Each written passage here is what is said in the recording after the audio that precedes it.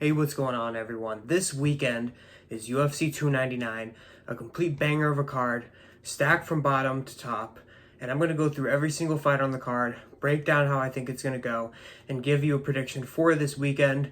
I currently have a 62.2% prediction rate, but we'll see how that goes this weekend, I guess. So, starting off with the early prelim opener of Ion Cutelaba versus Felipe Lins. Now, I'm not sure if this is the correct order because I do have it pulled up on Tapology. It's not the UFC official website, but whatever, because that's where I put my picks in. So, I think, in short, Ion Cutelaba is going to get the job done.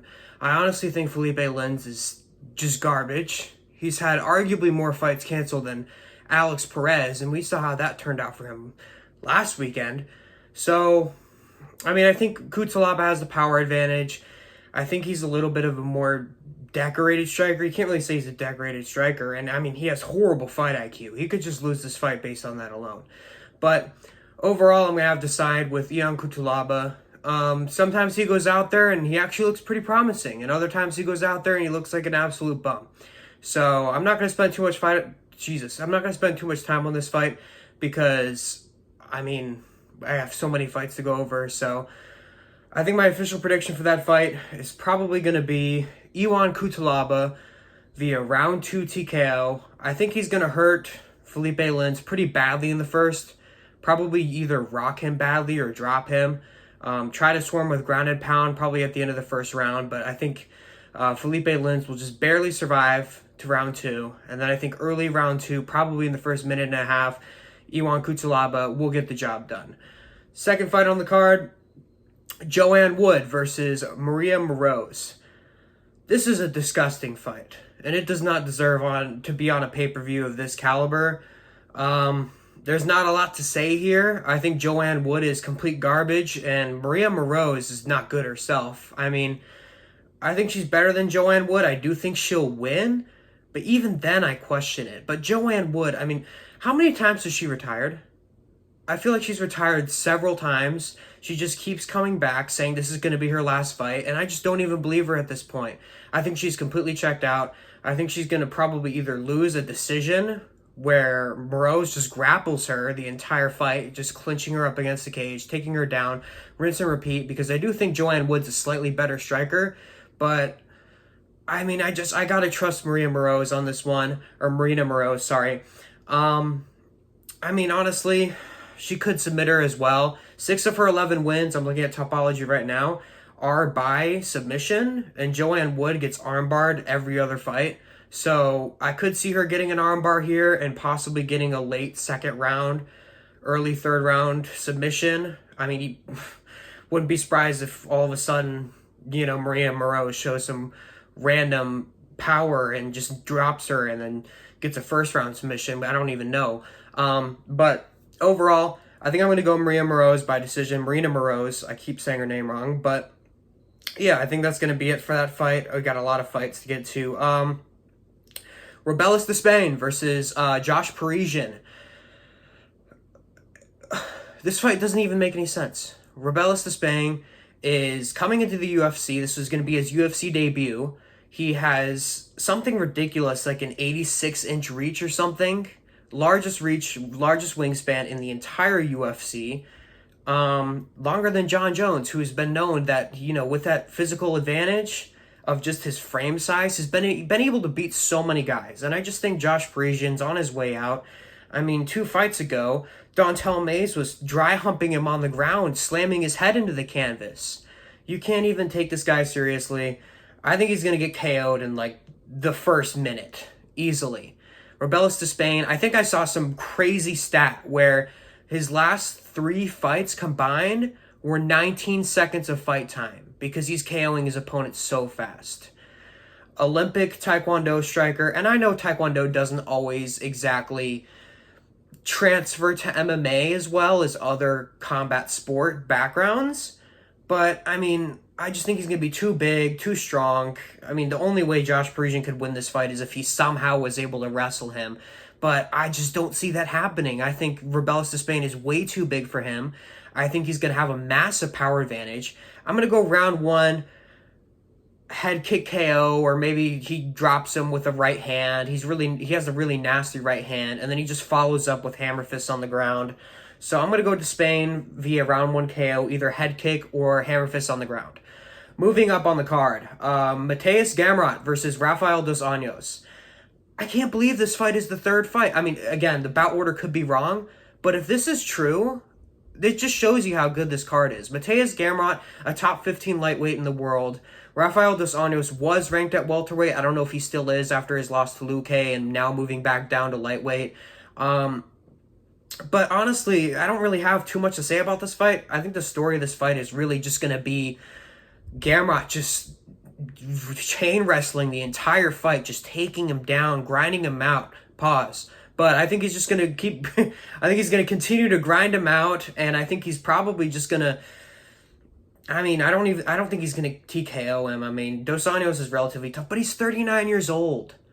He's 39 years old fighting at lightweight. That is unheard of. Like, in the fucking heavyweight division, sure, you can keep fighting when you're 39. We saw fucking the anomaly, Teixeira, fighting at fucking 42 or some shit.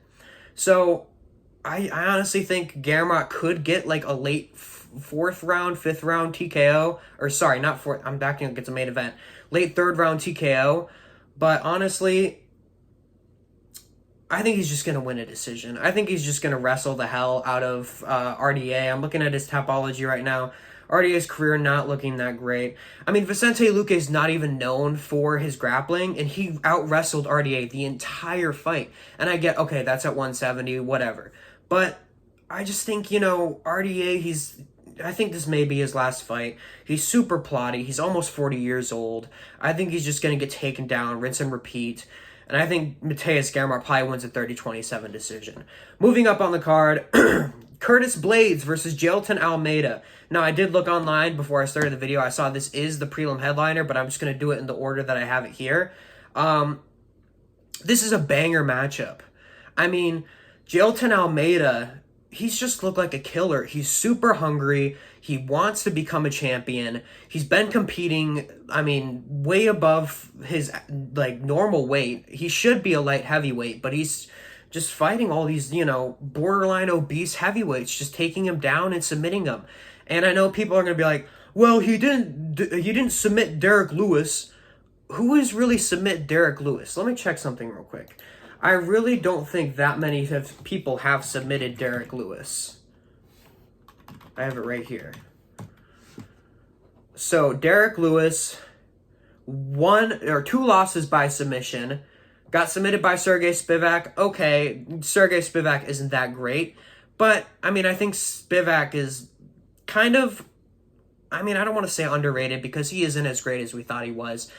We saw that in the Cyril Gane fight, but, I mean, I said he has gnarly submissions. If he's able to get you down, he will submit you. And he also lost by submission to Daniel Cormier. That was in 2018. Derek Lewis doesn't really get submitted. And when he does, he usually just gives up. You can see a lot of the time in Derek Lewis's fights, he's either fighting through it, like he was in the Almeida fight, or he just turns his back and gives up. And he's just basically saying, let's get this over with.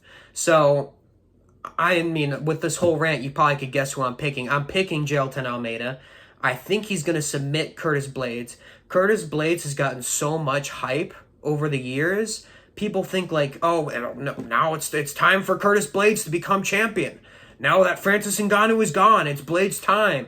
No, it's not. He's old, he's slow, he's plotty, he's garbage on the feet. He has big power, but he's so slow. And he has negative fight IQ. I swear to God, every time I see this guy fight, when he's fighting a grappler, and he should be trying to stuff the takedowns and strike, he shoots sloppy takedowns on this grappler that is usually a decorated grappler like Jailton Almeida. That's how I see this fight going.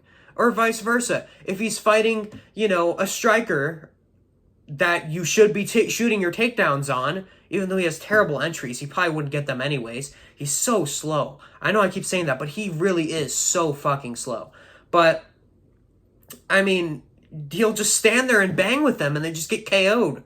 like he did with Sergey Pavlovich. And then once he gets brutally rocked, then he's like, oh, maybe I should shoot a takedown now. No, it's too late. You're about to hit the canvas. So I'm going to go Jailton Almeida.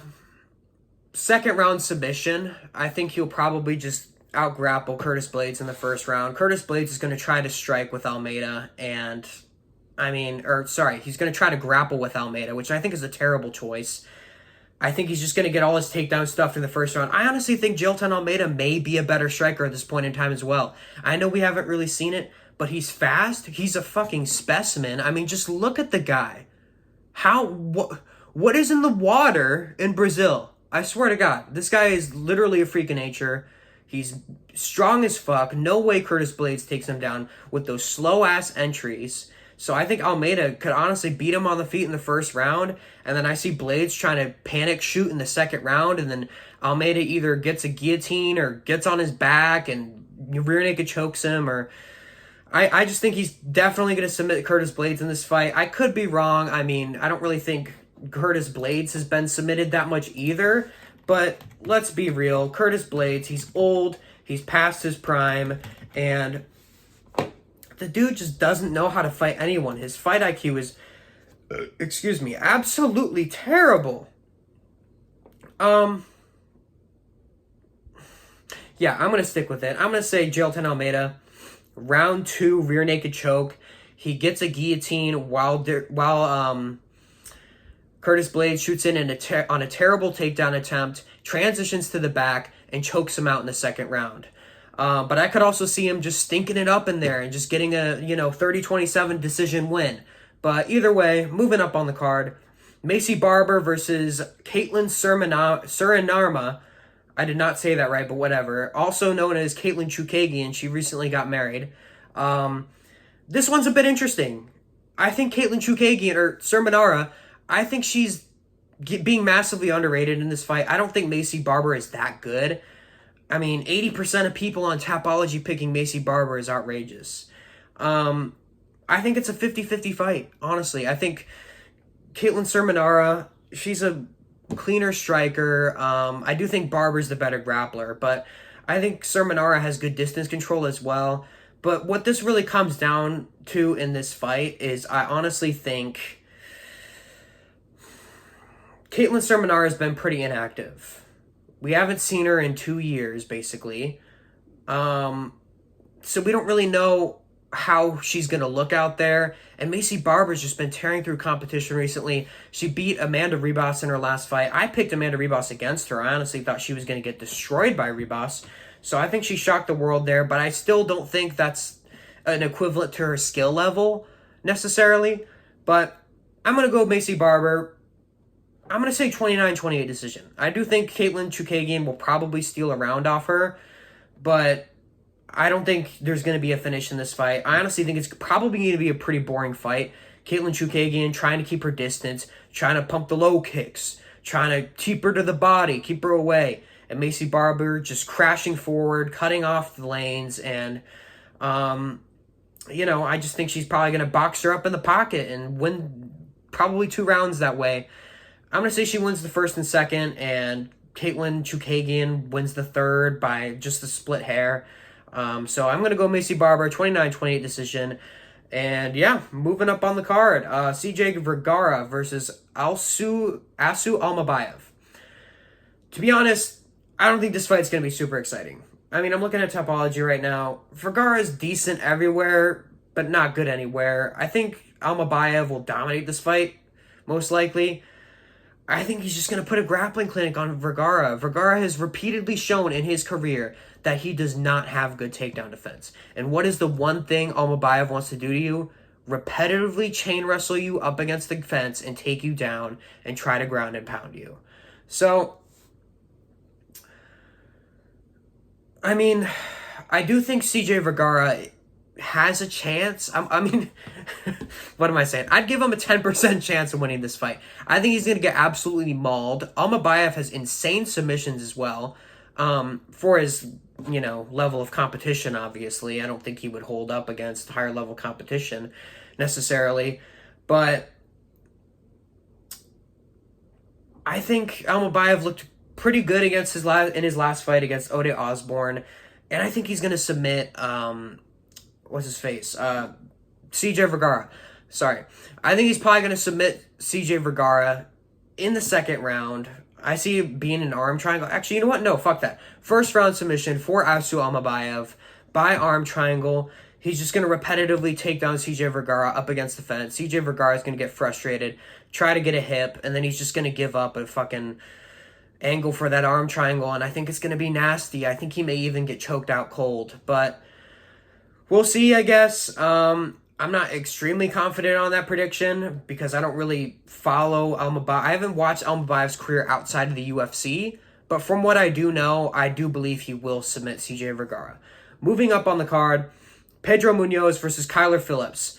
This is a really strange fight because one of two things is going to happen. Kyler Phillips with that 6-inch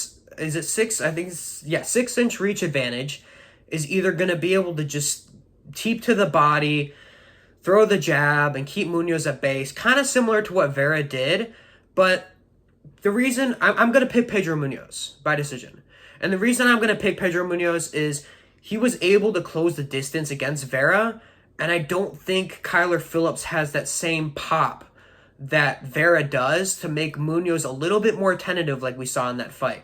Munoz would be coming in, stalking him down, and then all of a sudden, he'd get hit with a stiff jab and back up for a couple seconds, and that would give Vera some space. Versus Phillips, I mean, he has a good jab, he has decent power, but I honestly think he's really overhyped. He got so much hype from his win off of Song Yadong. That is a good win, don't get me wrong, but that was 3 years ago. Song Yadong, I think, how old is Song Yadong? Isn't he like 24?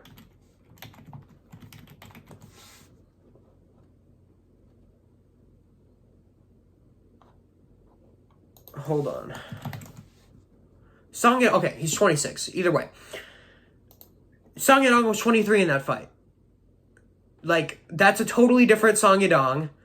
That was, I mean, he's improved vastly since then. Even took 2 rounds off Corey Sandhagen.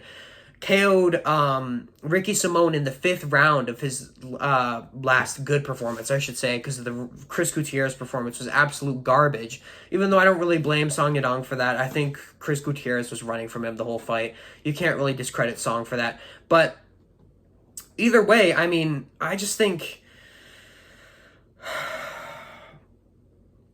Am I going to pick Kyler Phillips?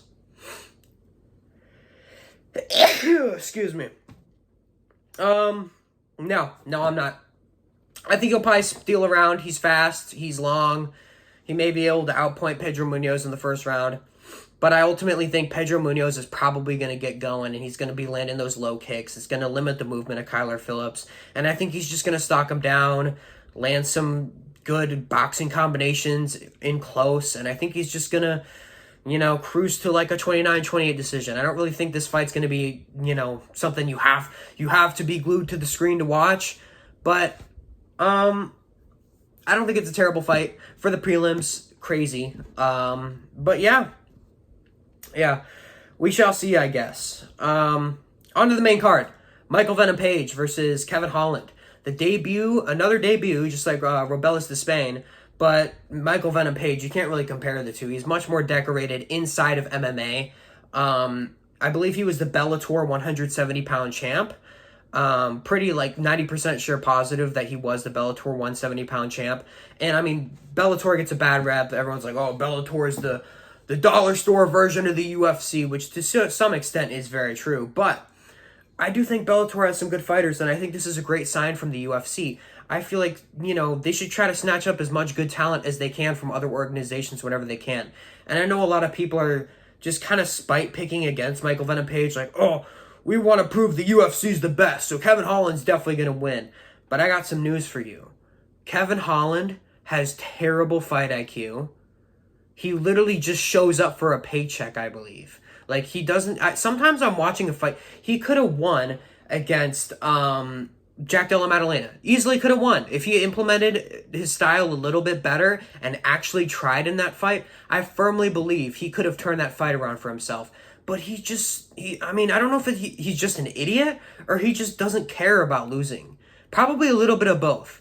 But I think, without getting too much into the psychological side of things, I think Holland has slightly better power, but Michael Venom Page, he has that precision. He will hit you in the right spot and shut your lights off.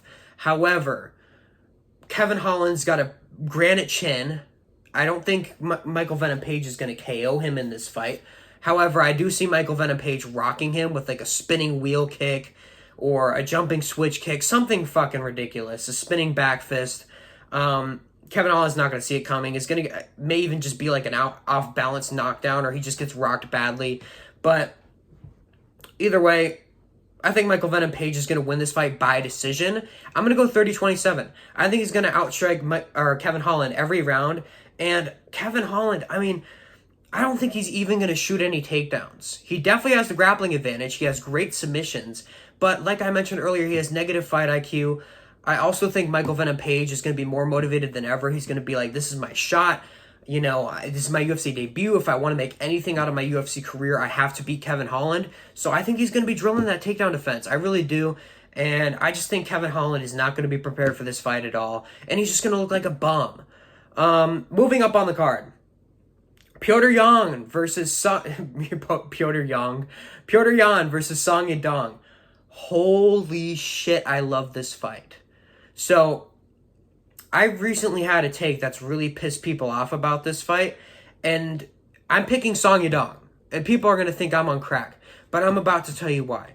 So, Song Yadong, he's a savage, he moves forward, he will put the pace on you. I mean, sometimes he likes to, pace out his fights if he's fighting 5 rounds, but this is a 3-rounder. I think he can exert as much gas as he wants. He has great cardio.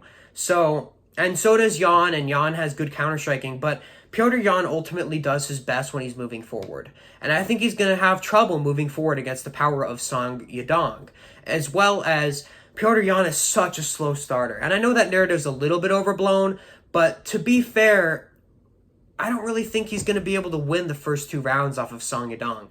I mean, unless Petr Yan gets like a late 2nd round TKO or 3rd round TKO, or just somehow knocks Song Yadong down in the 2nd round, lands the cleaner shots, and then, wins the 3rd round, he could win it 29-28. But I truly think this is a 50-50 fight. I'm going to side with Song Yadong just because I think he's more motivated. He's on a great streak in his career right now. Petr Yan just seems like, in that Merab fight, and I know this is Merab, but just looking at him in that fight, he just seemed mentally broken. Before the fight even started, I just felt like, oh my God, this isn't going to end well for Yan. And I really think, you can make an argument that Yan has only lost 1 fight recently, and that's to Merab.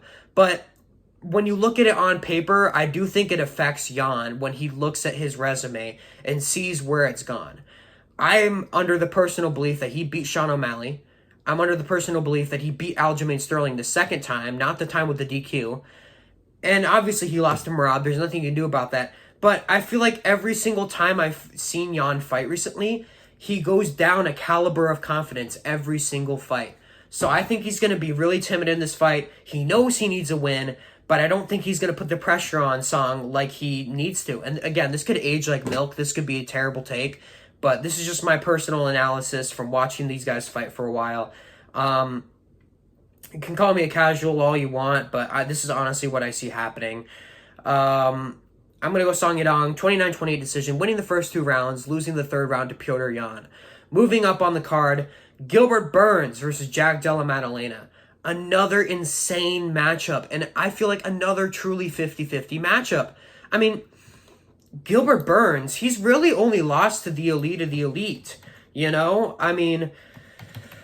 let's check this out real quick. Bilal Muhammad, Kamaru Usman, Hamzat Chimaev, none of those are bad wins at all. And Gilbert Burns is 37, but he's still performing like he's 32 years old in his prime. It's honestly ridiculous. Maybe it's a little, you know what I mean? But I think, Gilbert Burns is definitely going to have the grappling advantage. And, we all remember the Basil Hafez fight. Jack Della Maddalena shooting in on sloppy guillotines. Basil Hafez getting on top of him and just controlling him for most of the fight. I honestly thought he lost that fight. But I think overall, it's not like Hafez was just taking him down over and over again. It was because of something that Jack Della Maddalena did. And in his past fights, and I feel like in this fight he's going to show, he has decent takedown defense. I do think Burns will probably get him down a couple of times because it is Burns, but people like to overblow, hype, I guess, Burns, ground game. They're like, well, he was a jiu-jitsu national champion, which, I mean, is really impressive, but you got to add asterisks to that. That competition level jiu-jitsu doesn't always translate exactly to MMA. I mean, obviously, Gilbert Burns has elite level ground defense, but as far as the offensive ground game, he has good wrestling, but I don't think he's going to be able to submit Jack Della Maddalena when he's on the ground. So I'm going to go Jack Della Maddalena. I think the jab is going to be the story of this fight. I think he's just going to be continuously jabbing the face of Burns, and I think it's going to really irritate Burns. He's not going to be able to close the distance like he likes to. And I mean, I don't even think, does JDM even have that large of a reach advantage on him? I don't think he does, if any. Yeah, so, I mean, I think but it's just the way he strikes. He makes it appear that as if he has a great reach advantage when he really doesn't, because of his footwork and his jab. I do think the low kicks are going to be key for Gilbert Burns in this fight, but I mean, again, it's a 50-50 fight. I think he's starting to slow down a little bit in his career. I think he'll start to wilt, later in the fight once he's been just getting jabbed continuously in the face. Sometimes JDM's probably going to be hitting him with those right-left hooks, And I mean, JDM, that loss to Basil Hafez, or I keep saying loss because I believe truly it is a loss. But that, performance against Basil Hafez is really blown out of proportion, because when you look at it, Jack Della Maddalena had 2 to 4 opponent changes within 3 days of the fight. And they were all strikers except for Basil Hafez. So he had literally no time to prepare for Basil Hafez. So I think in retrospect, people are saying, oh, JDM's a fraud. He's not that good. But I really think he's going to get this one done. I think he is, probably part of the future of the welterweight division. I don't want to say he is the future, because there's still a lot of guys at welterweight I would pick over him. But I'm going to go with Jack Della Maddalena. Am I going to pick him to TKO Burns? No. Jack Della Maddalena, decision, 29-28. Burns steals around by, grappling him and, laying on top of him and breathing heavily on top of him. All right, co-main event. Dustin Poirier versus Benoit Saint-Denis. Holy shit. This could be fight of the year. Both of these guys are savages. They both press forward. I think they're both going to take a shit ton of damage in this fight. They're both extremely well-rounded, and I mean, I just think the one thing I don't like about this fight is I see a lot of people picking Benoit, and I understand why. He's an absolute savage. He has great power, great ground game, great submissions, which is Poirier's weakness. But people are always like, oh, Poirier, he's always getting rear naked choked. Oh my God, he's going to get rear naked choked again. Who has Poirier been rear naked choked by? Khabib Nurmagomedov and Charles Oliveira. That's it. In the past 4 years or whatever anyways. So I think that narrative is just bullshit. I think Poirier's takedown defense is actually underrated. I think people are always like, oh, well, if you try to take Dustin Poirier down, you're going to take him down. Dustin Poirier is a way different fighter than Matt Frivola, who was Benoit's last opponent. And believe me, I love Benoit Saint-Denis. I want him to win this fight. He is one of my favorite fighters. I would love to see him at the top of the division. I would love to see those matchups. But stylistically, this is a little bit too soon. Poirier's got great power. So even if Benoit, and great counter-striking too, he's an insane boxer. Even if Benoit gets him on the fence and he's throwing the body shot, the head shot, going for the head kicks, I think, Poirier, he could rip to the body. He could counter with the left hook off the cage. And honestly, I think he may drop Benoit Saint-Denis with a crazy combination. But I think this fight's actually going to go pretty long, because I think Dustin Poirier's chin is glass now, he's washed up. That whole narrative is just way, way, way blown out of proportion. Just because Justin Gaethje head kick KO'd you doesn't mean you're completely washed up. I get he's getting up there in age. He's 35 years of age, so that may affect his chin a little bit and affect his ability to weight cut. But other than that, I mean, if you were going into a fight with Justin Gaethje on that night, the last thing you would expect is a fucking head kick. The first head kicks he ever threw were in that fight with Dustin Poirier. That was not expected at all. And I'm not trying to take away the win from Justin Gaethje at all. It was an incredible performance. But when I look at that fight, I just think, Gaethje caught him. That's just how it was. I mean, Poirier won the first round. I think Poirier is going to get a TKO late in the fight. I'm going to say round 4 TKO. I think Benoit's going to be battered. I think Poirier is going to be battered too. Don't get me wrong. I think Benoit may even drop Poirier and get close to taking his back, or may even take his back. And maybe Poirier is saved by the bell. I do think Benoit has potential to be an elite of the elite lightweight. So I'm going to go Dustin Poirier. I think this is a huge leap for Benoit Saint-Denis. I would be ecstatic if he just went out there and KO'd or submitted Dustin Poirier. But I just can't see it right now. I think there are levels in this game. And I think the boxing, closing the gap, the pocket fighting, overall scrappiness in general, I think it all goes to Poirier. So, I mean, maybe not scrappiness. I mean, Benoit's a little crazy out there.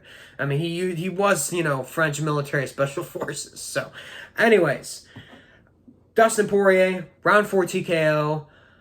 Put it in the books. All right, main event time, Sean O'Malley versus Marlon Chito Vera. Honestly, I think this is going to be a really underwhelming fight, and I'm disappointed. I really am. There are multiple people in the bantamweight division that deserve a title shot more than Marlon Vera.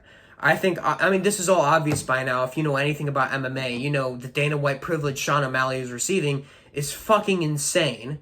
So I think they try to give him the easiest possible matchup, but I think this could backfire, similar how Strickland and Adesanya went, But I am going to pick Sean O'Malley. I do think he's got the crisper boxing. He's precise as hell.